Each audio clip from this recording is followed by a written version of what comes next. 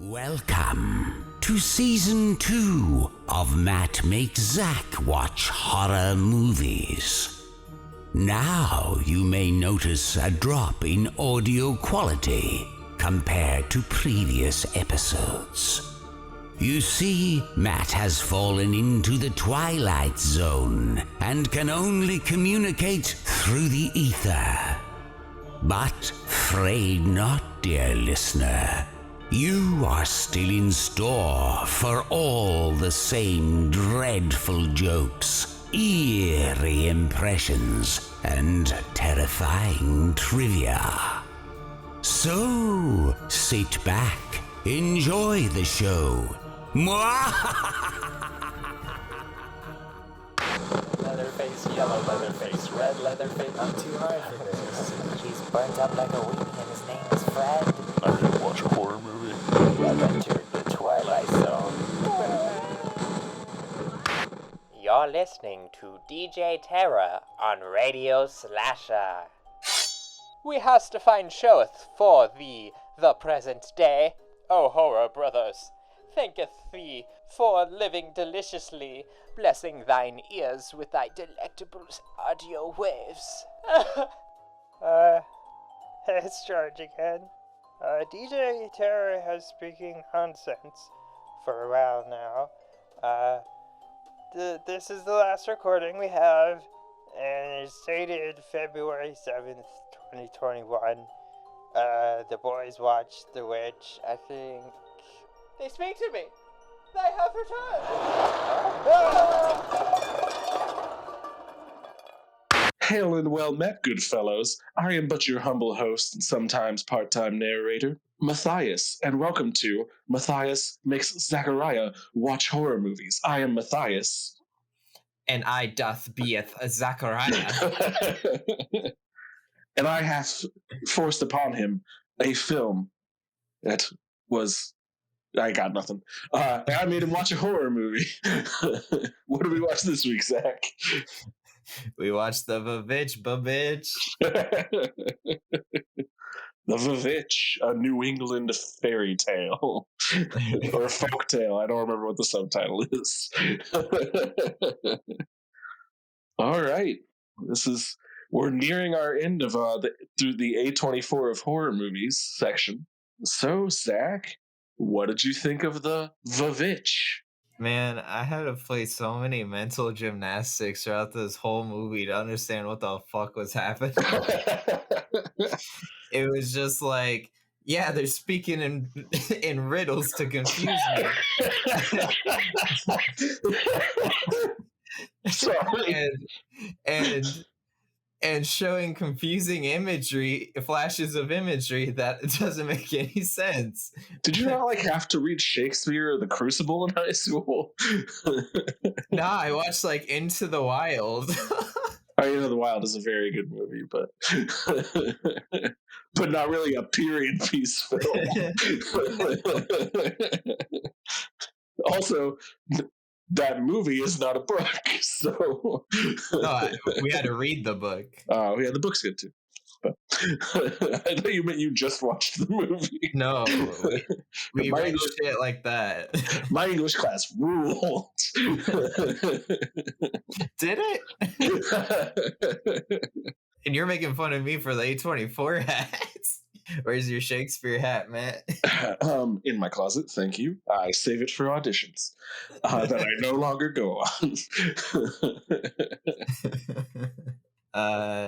Yeah, but the goat was cool. Black Phillip. I was gonna say, Black Phillip, put some respect on that name. He's the devil himself. Beth Harmon played some chess games. She got that checkmate in the end. That is true. If nothing else, that is true. So yeah, that was a fucking movie, I guess. This is the first time watch for me as well. I think I liked it more than you did. I just don't know what I just witnessed. Well then, Zach, I think it's time to do an interesting game. Can you summarize that movie? Or would you like me to summarize and you can go, oh shit, that's what it was about? I'll give it a shot so All right. so you can determine my recollection of events. Okay. Are you ready? Uh-huh. On your mark, get set, go. Papa Harmon and his merry bunch of family, they get kicked out of like some pilgrim shit for being too religious. If the pilgrims think you're a little too hardcore, you might be on the wrong side there. He's got a dope ass voice. I didn't understand anything he was saying, but I could listen to that forever. But they get like outcast into like the forest and shit, and like Beth Harmon sacrificed a pawn. By that I mean a witch ate a baby, I think. And they're like, well, we gotta figure this out. And then like she has two annoying little twin siblings that just run around and sing songs about the devil and chase around a black goat that is dope as hell and always is just chilling with and there was a lot of close-ups on his face that I love because it's just this goat hanging out, and that's the major takeaway from this movie. And then like the little brother who keeps looking at naughty things he shouldn't be looking at, he like gets seduced by the witch and he just like dies after a monologue about talking about Jesus or something, I don't know. And like everybody dies, but Black Phillip just like was like, hey yo, Beth Harmon, what's cracking? You want to join my girl gang? And inducts her into it, and you know, the Saint's a feminist. He's all about female empowerment. So that was the movie, I think. I don't know. Boom, minute 57 seconds, and you know what? You did a pretty good job, actually. You know why you did a good job, Zach? Because you know what this movie was? Without credits, 90 fucking minutes, as all movies should be. You know, I've been watching a lot more movies recently. Cars 3 was 2 hours too long. How long is Cars 3? Over 2 hours. Yeah, most movies are. You gotta earn it every minute, every 15 minutes after an hour and a half. Mm-hmm. All right, but the vitch. Mm-hmm. So, Zach, the movie opens with human ASMR. There's a lot of that in this movie. That deep, beautiful baritone. I'm with you, man. I could listen to that guy talk all day. Yeah, I don't know a single word he said, but that's because he was talking Shakespearean and with that deep ass voice. It was mostly, just to let you know, mostly just, oh, fucking really? That was the best way to sum up his characters. Like, I am trying here, guys. He was like the dad in Hereditary. Shit just kept happening. It's like, come on. 100%. I mean, a little bit worse because he got his family kicked out of like their village, but because he is just like dropping knowledge on fools. Just like, I cannot be judged by a Christian who's not a real Christian. Oh, you suck. Posers. You suck. Fuck you. Fuck you. Fuck you. You're cool. Oh, you just posers. I really love God. Yes. Weird flex, but okay. Which, like you said in your summary, like, damn, you really gotta be into God, I guess, to like piss off the other pilgrims. Yeah, so him and his family leave and head out into the middle of nowhere in America. Mm-hmm. This movie is about a lot of things. I think it's definitely about religious zealotry, and I think we see it a lot in like the first act here, with like every single thing every person does. The dad's response is like, "Well, did you pray about it? You're not doing right by me if you didn't pray about it." Like, and we're also introduced to things that I think really come into play later on, like Caleb, the oldest son, being obsessed with like, if I died right now, I would just go to hell, wouldn't I?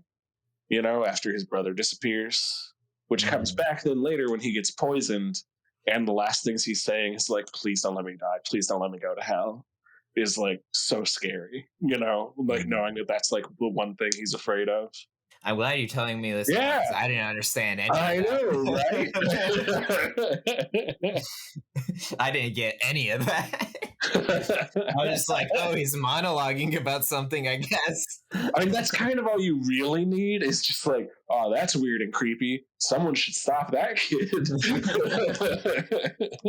Yeah, and the witches in this, I like that they're kind of old school and like just naked and weird.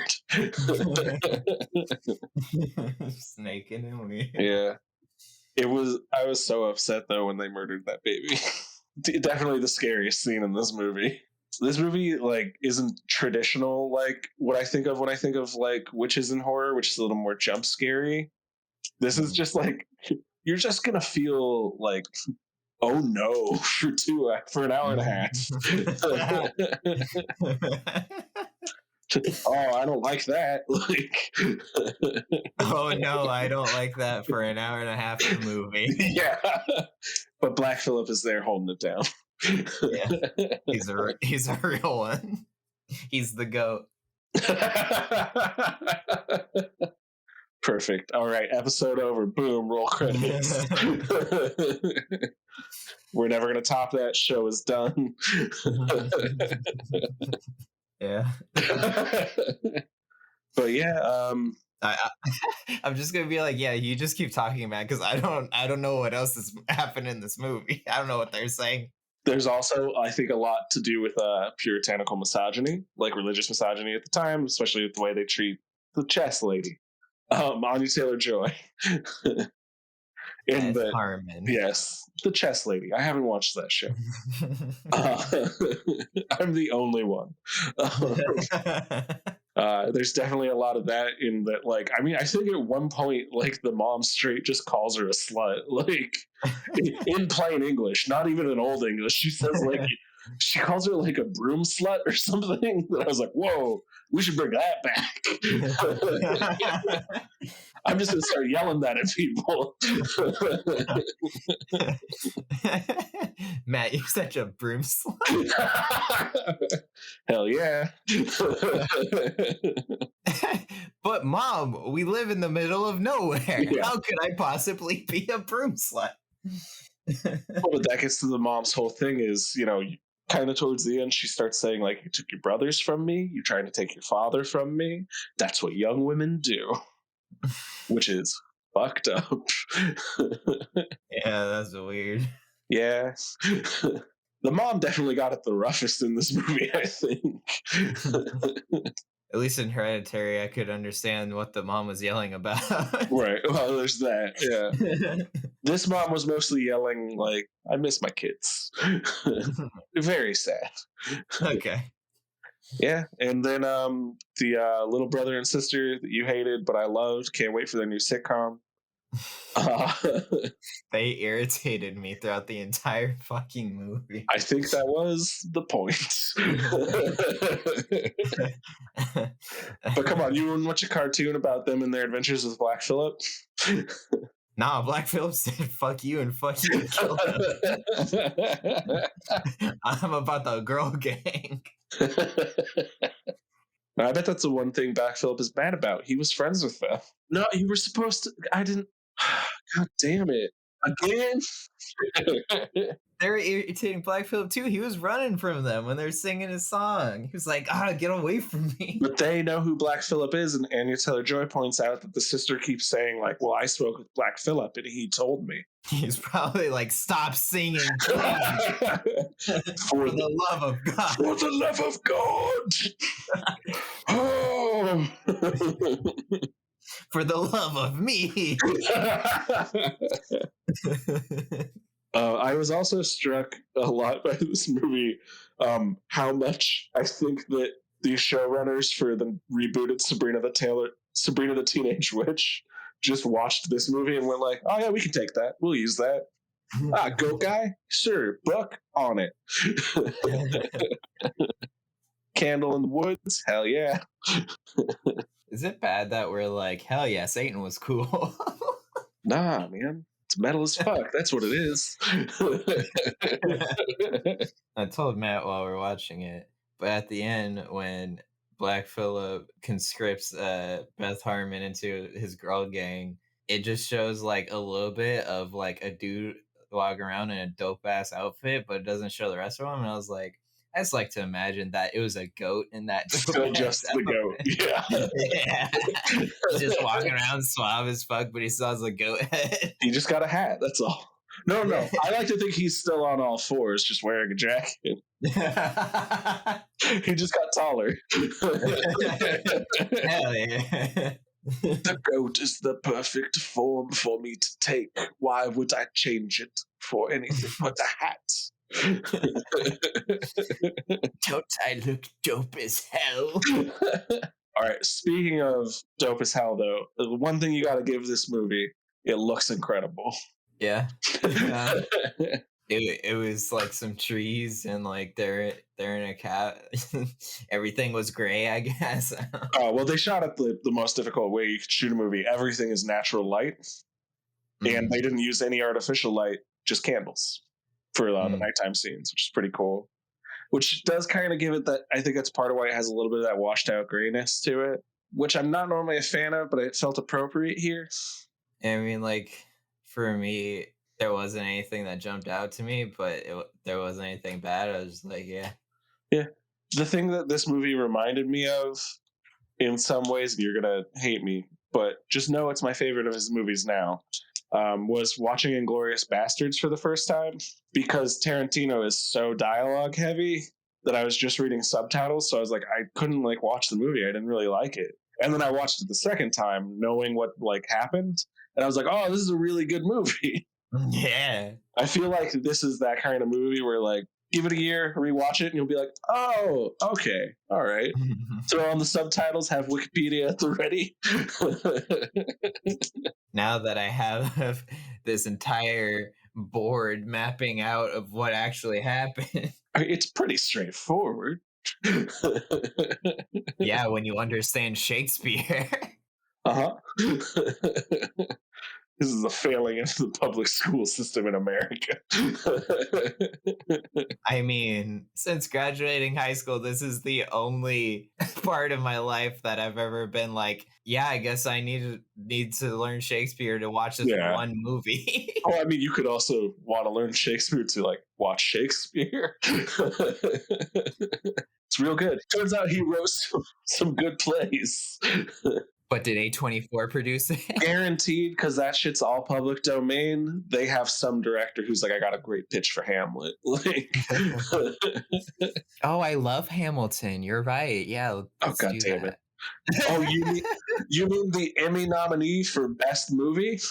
Yeah. Or I'm sorry, Golden Globe nominee, not Emmy. I love Hamilton. Hamilton is my shit. I am so mad that it got nominated for Best Picture at the Golden Globes. Because, like, what? That's what I'm saying. But at the same time, it's like, what else came out last year? Really? Other movies. Invisible Man, Tenet. I guess those wouldn't be in comedy or musical.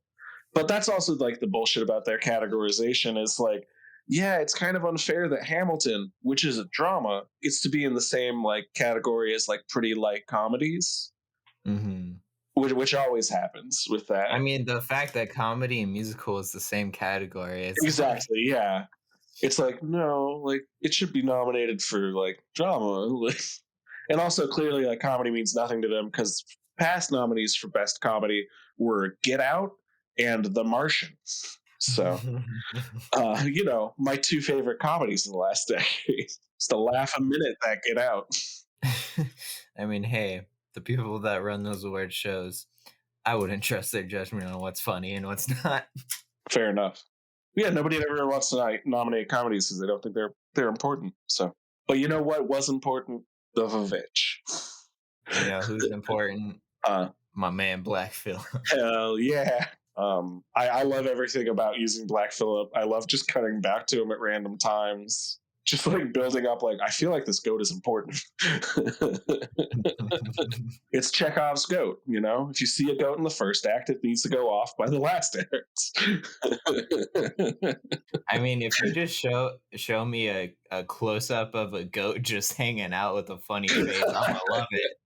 I don't care if he's saying I'm gonna love that goat. Okay, here's a question I want to pose to you because it seems to be your biggest hurdle with this movie. Mhm. Do you think this movie is better if they modernize the language? For me, yes. Not I don't know if it'd make it a better movie, but it would make me like it more because I know what's happening. True, true. But it's sort of like, would Inglourious Bastards be a better movie if it was in English? No, because there's subtitles, so I know what they're saying. Well, this was also in English, I guess, but If like I have to be in a certain mood to do mental gymnastics while I'm watching a movie, sometimes I just want to take in the movie and enjoy it. yeah, I feel like this movie definitely, like with its atmosphere and stuff and the use of the language, it would probably benefit from like seeing it in a theater where you just have Mhm. to sit quietly in a dark room and pay attention. Yeah. Yeah, because for stuff like this, it's like, how am I gonna make a joke about this thing in the podcast? Oh, how am I gonna make a joke about this while to make Matt laugh while we're watching it? Like, Right. my brain's thinking about other things. I'm just trying to figure out this Shakespearean. But yeah, I feel like we're running out of things to talk about already. I mean, Because it is a surprisingly simple movie in a good way. Like, I appreciate that about it. But should we dive into some of Matt's fun facts, perhaps? sure. Also, I just want to say, see, I'm not simping for A24 that hard. Yes, you are. I, Where my A24. Not all of their movies are perfect A pluses for me. Some of them are B minuses. Whoa, Matt. Some of them are A minuses. I'm sorry, you're right. Some of them are A24 minuses. Mhm. Proud of that. Some of them are A23s. Okay. Damn it! You improved on my joke. But let's get into the fun facts. All right. Philip. So my first one is, there is a very interesting fan theory about this movie. Now, this movie is painstakingly like realistic to the time setting. I think it's actually a period drama first and a horror movie second. And that's not necessarily a bad thing. You know, obviously there are tons of hybrid movies. You know, Evil Dead 2 is a comedy first and a horror second, you know? Yeah. Knowing how much went into this, like, that's why they refused to modernize the language. All the costumes are period appropriate. There is a detail that has led to a lot of speculation, and it's actually part of some real world speculation. I don't know if you could tell when they were speaking, but at one point they talk about the rot on their crops and like how that's ruining them. Uh-huh. That's why they don't have any food. That's why they try to go hunting. That's why they find the witches. The other thing about that is they've been eating that food. And the type of rot that it was for the area, people realized that was a rot that actually existed at the time and was known to cause severe hallucinations and paranoia. And it's what a lot of people think led to the Salem witch trials. Shit.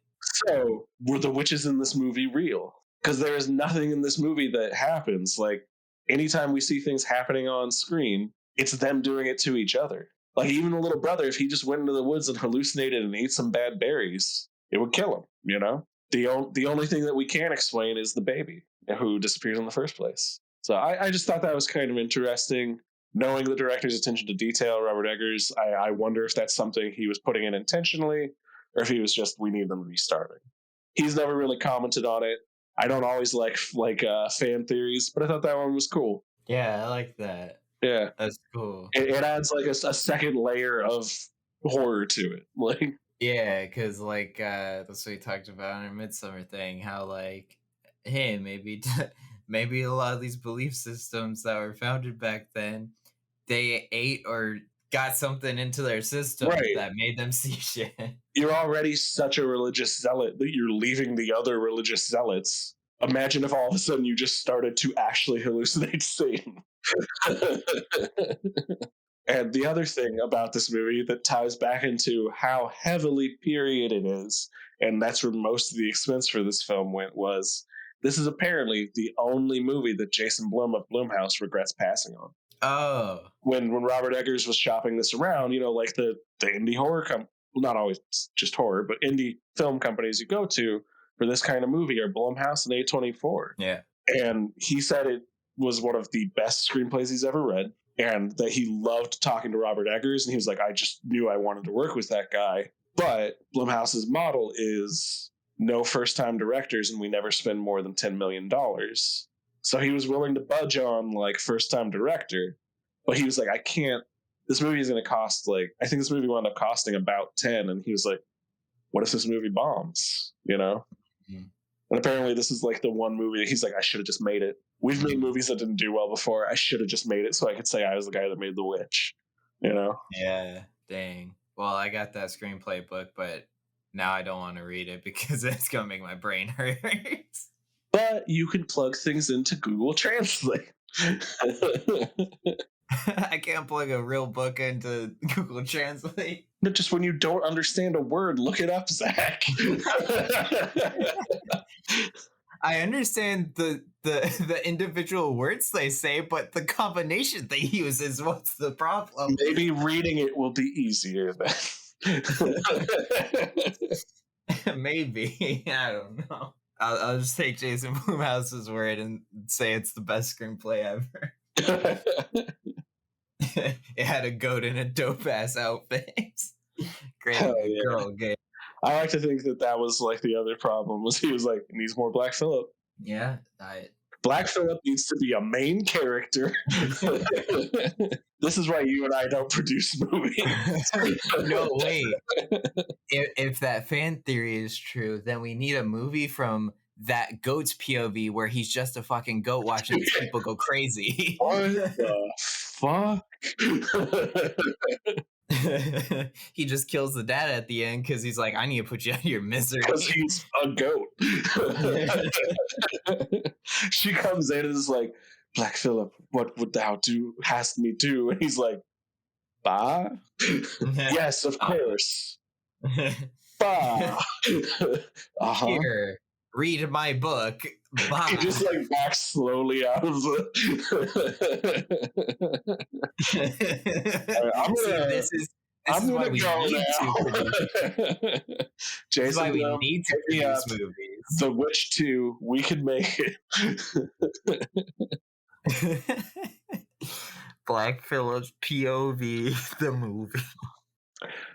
The other thing that I love about this movie, I believe I told you while we were watching it, was that Robert Eggers had like his screenplay for like The Lighthouse, I guess, and like a couple other like concepts for other projects. And he said, no, I need to do a straightforward like standard movie first. And he made like a period drama about witches. Like this is his easy to understand film.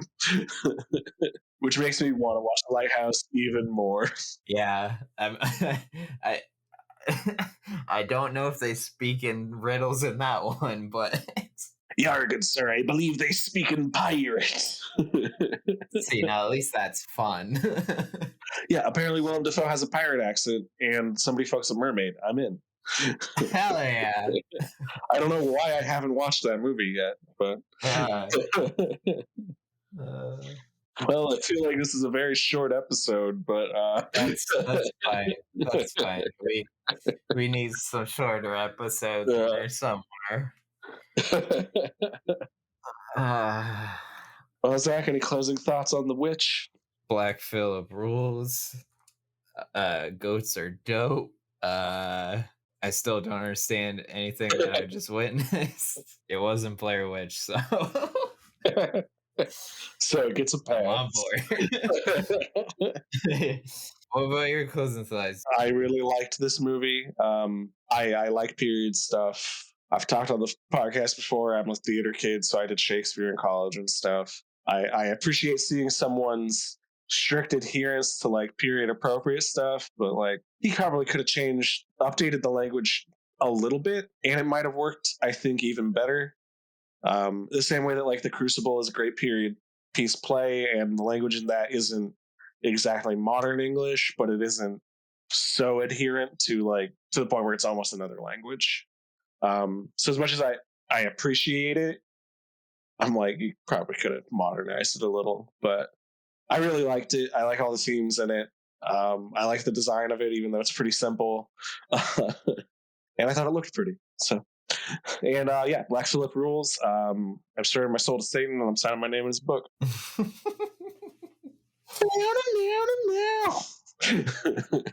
Delicious. Delicious.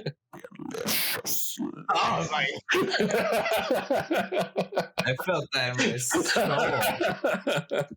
Do you see the audio waveform right now?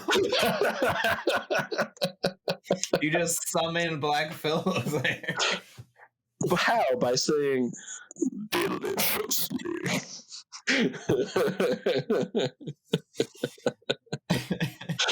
All right, so Zach, where can everybody find you? I'm at Zac Shirk on Instagram, at Zac_Shirk on Twitter. I actually use that site now, so follow me there. If you want to check out what I'm watching, I'm Zach Atlas on Letterboxd. What about you, Matt? I draw paintings on just about everything except Facebook, where I am Matt Mears. And you can follow my artist page there, and you can come check me out on Twitch at I Draw Painting, just drop the S, or over on Patreon, you can subscribe and get fun stickers. Hell yeah, get those fun stickers. They're fun. And I better see a dope-ass Black Phillip one next month. Oh, hell yeah. And on that note, I'll let you do it, Matt. I'll let you do this one. Oh, okay. Wouldst thou like to live deliciously? Deliciously. Bye. As the Vox fades, we thank you for listening to this bizarre journey into cinema. If your morbid curiosities hunger for more, you may summon our horror bros at mattmakeszac.com, on Twitter and Instagram at macmakeszac, or if you dare, say George Lucas 3 times into a mirror for a visit from our phantom menaces. You may now return to your mortal plane of existence. Until next week, as Matt makes Zac sit through another chilling apparition. Mwah!